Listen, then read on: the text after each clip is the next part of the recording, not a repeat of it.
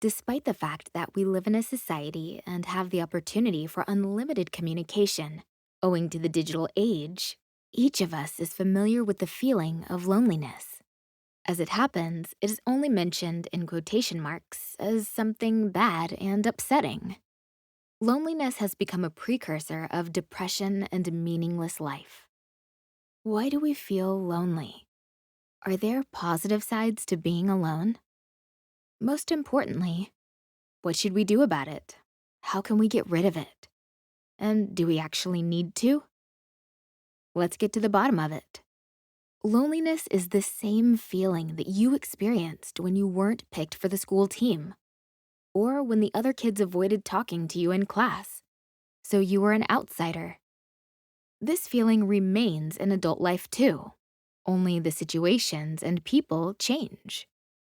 In connection with this, you likely thought, if I don't have friends or I don't talk to other people much, it means that there's something wrong with me.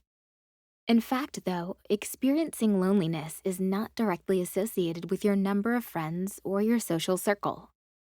Do you know why? Loneliness is an internal condition which anyone can experience without exception. Both those who actually communicate little with others and those who are constantly surrounded by noisy crowds and many friends. What is the reason for loneliness then if it's not the number of friends you have? I hear you ask. In fact, there are several reasons, and they are all directly linked to our childhood and relationships. Or to be more precise, the absence of them. When you are lonely, you are only with yourself and feel abandoned, not needed by anyone. There is no relationship, and you have no one to talk to. In the first 2 years of a child's life, a warm and trusting relationship usually develops between mother and child, which helps the kid to understand that they are not alone in this world and that there is someone who loves them. Thanks to this, the child develops a basic trust in the world, the foundation for their personality, and for building warm, close, and intimate relationships. Healthy emotional attachment to their mother not only helps the child to build trusting relationships with the surrounding world, but also partly relieves them of chronic feelings of loneliness. Of course, a happy childhood is not a magic pill to prevent loneliness, but having had one helps you to experience this feeling without any heavy losses and avoid deep depression. What's more, being alone in this case is not a punishment, but deliverance, an opportunity to rethink your life and the relationships that develop in it. Alternatively, when the mother is cold and detached, like the Snow Queen, and doesn't create a feeling of security and importance, loneliness becomes a pattern rather than an exception. This is because the child's primary and most important relationship is simply absent. The child grows up with a feeling of chronic loneliness inside, which leads to an inner conflict.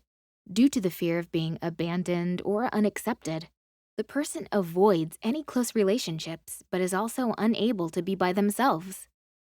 On the one hand, they haven't completely understood who they are and what they want, while on the other, they are afraid to admit this to themselves. We are scared to be alone with ourselves as we will have to face those questions, the answers to which we don't want to hear. We end up with a vicious cycle from which it seems impossible to escape on our own. According to the statistics, if a kid encountered a lack of parental attention and love, the separation of their parents, or the absence of one of their parents in childhood, they will have to constantly struggle with their fear of loneliness, the fear that loved ones will abandon them, and with their own invisible barriers, which obstruct the formation of trusting relationships. At the same time, the risk of developing depression and other psychiatric problems significantly increases. Meanwhile, being alone does have a positive side: solitude. There are people who don't need to be in constant contact with others. They feel comfortable and safe by themselves. This doesn't mean that they lead the lives of hermits, though, avoiding society. It's just that for such people, being alone is not a trial, but on the contrary, a blessing. a chance to hear themselves, reconsider their lives, and simply enjoy the moment. And yet, what do we do about the feeling of loneliness? Firstly, stop judging yourself for this state. Introspection and self reproach are pointless and ineffective in this case. Experiencing this feeling in the absence of meaningful and reliable relationships is normal. Try to accept it and just be alone.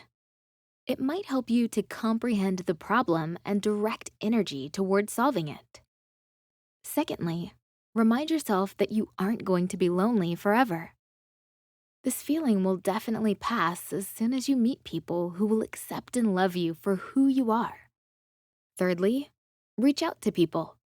Take just one step beyond the threshold of your own home, and you will feel relieved. Ask a friend to go for coffee or to a movie. Call one of your acquaintances or write a message. Fourthly, try to replace social media with real-life communication. The glossy and flawless life you see on social media makes you feel even more miserable and lonely. As soon as you finish listening to this recording, get off your social media. That's right, and no objections. Make time for yourself and your friends and family. Do some exercise, read a book that you've never had time for, visit a new place in your town, go to an exhibition or workshop.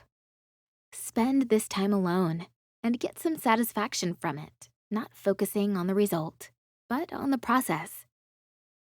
Enjoy real life and not a virtual one. Fifth, think about who really loves you and cares about you. Ask yourself the questions: how do they express their love? How do I know that they love me? You really do deserve love and support. Remember that. Sixth, start going to some group classes and find opportunities to get a little closer to strangers. Each of us needs expressions of kindness and attention toward ourselves, so take the first step. Allow others to get to know you and open up themselves. There definitely won't be a better time than this. Lastly, instead of avoiding the feeling of loneliness and running away from it, try meeting it head on. That's right. Look your fears in the eye. Take note of everything that happens to you. Body tension and specific thoughts, emotions, and feelings. This will help you to accept your state and think through a possible plan of action with a sober mind. If, however, the feeling of loneliness has become your faithful companion and won't leave your side for too long, this means it's time to seek help.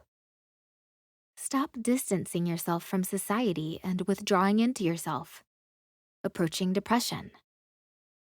This is not a solution to the problem. Make an appointment with a professional as soon as possible. They will help you establish communication with yourself and the outer world. Given time, you will be able to feel loved and needed again. Believe me, there is always a way out, and loneliness is not a life sentence.